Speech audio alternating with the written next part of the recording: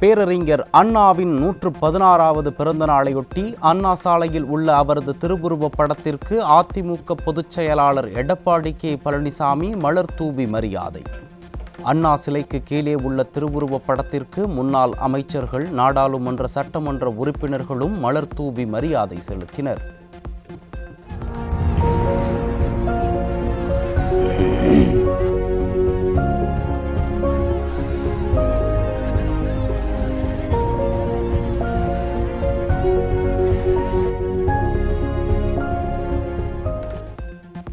பேரறிஞர் அண்ணாவின் 116வது பிறந்த நாளையொட்டி அவரது திருவுருவப் படத்திற்கு அதிமுக பொதுச் செயலாளர் எடப்பாடி கே பழனிசாமி மலர் தூவி மரியாதை.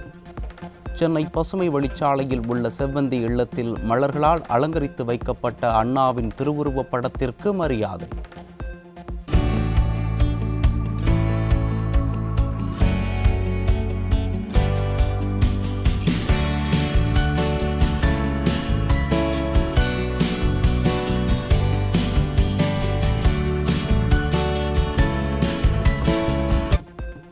பேரறிஞர் அண்ணாவின் 116வது பிறந்த நாளையொட்டி கழக பொதுச் செயலாளர் எடப்பாடி கே பழனிசாமி கழக தொண்டர்களுக்கு வாழ்த்து.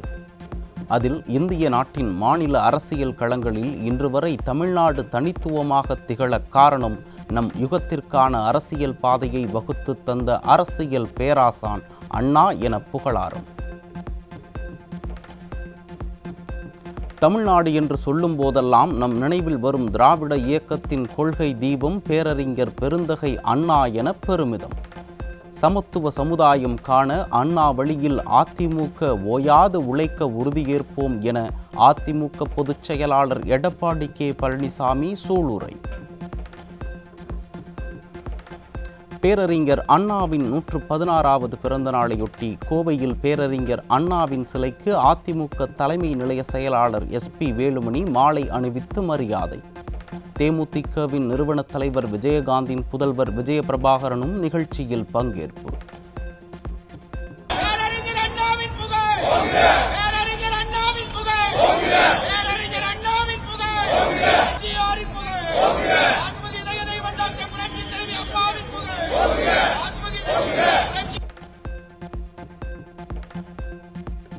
பேரறிஞர் அண்ணாவின் 116வது பிறந்த நாளையொட்டி இதய தெய்வம் மாளிகையில் இருந்து முன்னாள் அமைச்சர் SP வேலுமணி தலைமையில் அதிமுகவினர் ஊர்வலம். தேமுதிகவின் விஜயபிரபாகரன், அதிமுக MLAக்கள் மற்றும் கழக நிர்வாகிகள் உள்ளிட்ட ஏராளமானோர் பங்கேற்பு.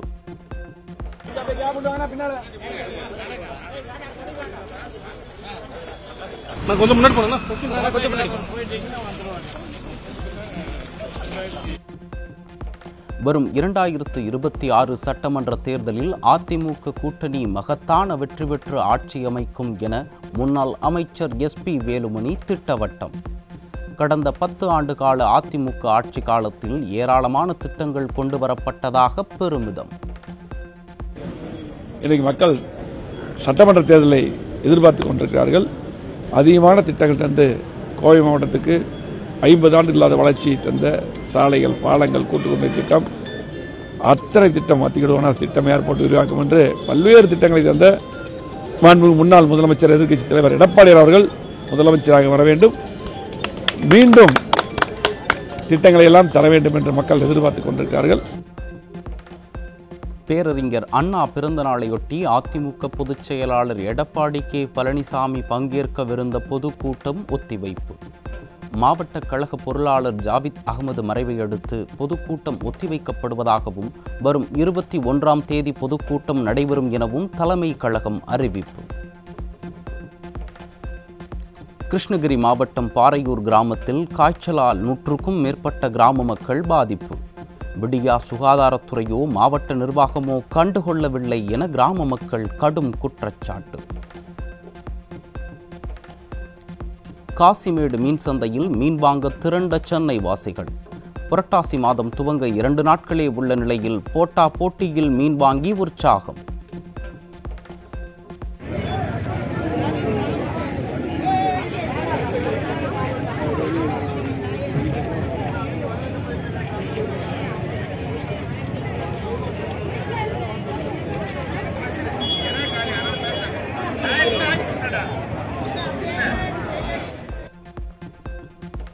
செவ்வாய்க்கிழமையன்று புரட்டாசி மாதம் துவங்குவதால் கடலூர் மீன்பிடி துறைமுகத்தில் குவிந்த மக்கள். ஒரு மாதம் மாமிசத்திற்கு விடை கொடுக்க உள்ளதால் இன்றே மீனை ஒரு பிடி பிடிக்க முடிவு செய்து மீன் சந்தையில் குவிந்த மக்கள்.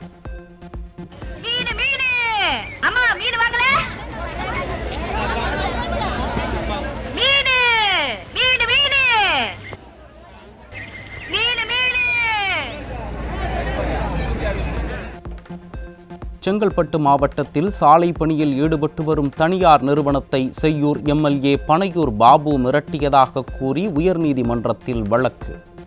புத்திரன்கோட்டை கிராமம் அருகே சாலை பணியில் ஈடுபட்டபோது விடுதலை சிறுத்தைகள் கட்சி எம்எல்ஏ பனையூர் எம் பாபு உள்ளிட்டோர் லஞ்சம் கேட்டு மிரட்டியதாக பரபரப்பு குற்றச்சாட்டு. ஈரோட்டில் தொடர்ந்து பிடிபட்டு வரும் கஞ்சா வியாபாரிகளிடம் இருந்து 2 நாட்களில் 2 கிலோ கஞ்சா பறிமுதல். கஞ்சா விற்ற 9 பேர் கைதான நிலையில் இத்தனை நாட்களாக கஞ்சா விற்ற இவர்களை ஏன் போலீஸ் கைது செய்யவில்லை என மக்கள் கேள்வி. வேலூர் மாவட்டம் பள்ளிக்கொண்டாவில் போதை மாத்திரை அட்டைகள், போதை ஊசிகள் பறிமுதல். விடியா ஆட்சியில் தலைவிரித்தாடும் போதைப்பொருள் கலாச்சாரத்தால் பாழாகும் மாணவர்கள், இளைஞர்களின் எதிர்காலம்.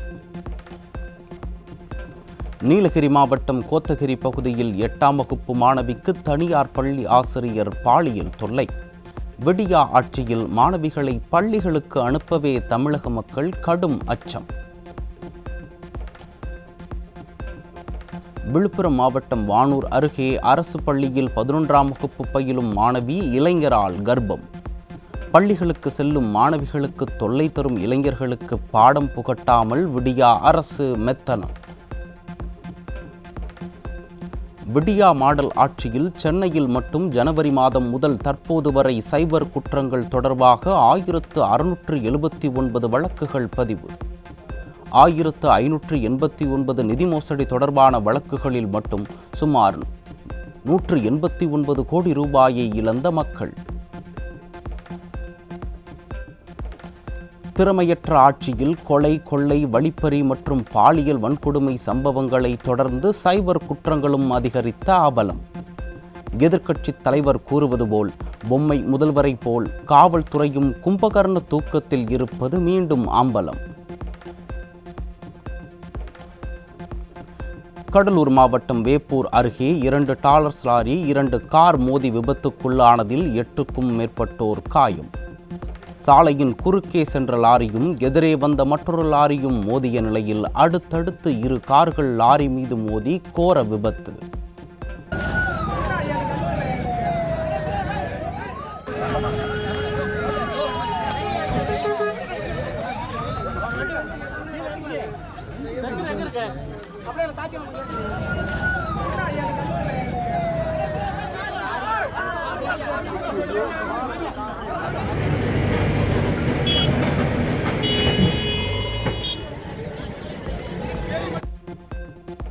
கள்ளக்குறிச்சி மாவட்டம் உளுந்தூர்பேட்டை அருகே தேசிய நெடுஞ்சாலையில் விபத்தில் சிக்கிய இரும்பு லோடு லாரி ஏற்றி வந்த டாரஸ் லாரி 2 கிலோமீட்டர் தூரத்திற்கு இருபுறமும் வாகனங்கள் அணிவகுத்து நின்றதால் கடும் போக்குவரத்து நெரிசல்.